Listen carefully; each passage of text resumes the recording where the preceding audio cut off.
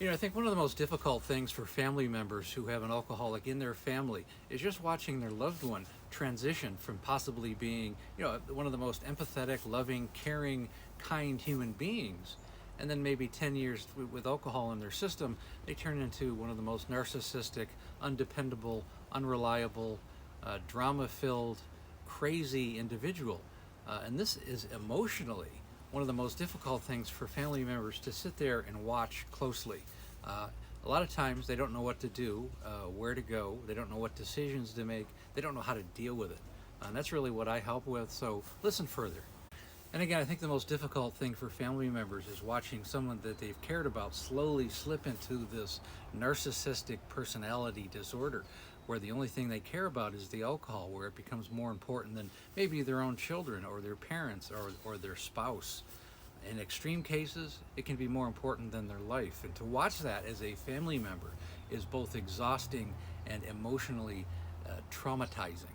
Just to see somebody who was once this wonderful person, kind, loving, and now they're no longer even in that realm. Now, how to change that, how to make that transition?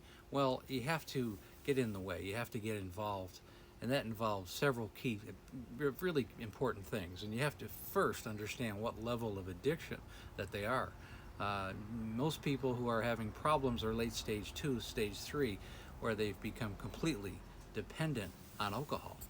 And the most difficult thing to deal with is the lack of accountability and the lack of ownership, not taking ownership for their actions, not even willing to be, talk about it.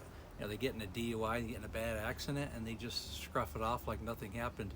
Or, they had to be carried out of a party because they were so drunk, and they won't even mention it unless you bring it up. Well, what needs to take place is it's time for three things to happen. You have to get an intervention if the person's not willing to go. And if they're not willing to go, then you have to make an exit strategy with that person, no matter what the relationship. A lot of times, they need to go to rehab. They need to go to a detox or rehab, and then they need to do the work once they get out.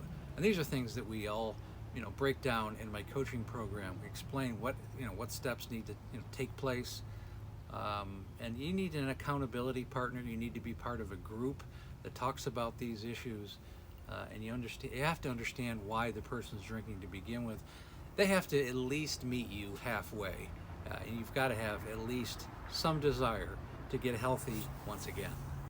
So if you have someone struggling in your life or in your family or in your circle of friends, and you want to get them help and point them in the right direction, or if that person is you, again, click on the link above. I've helped thousands of alcoholics. Just as importantly, I've helped their families. Again, I have a Facebook group called Amanda, A Cautionary Tale of Alcoholism. It's growing by leaps and bounds every day. Please like, share, and comment. And again, thanks for listening.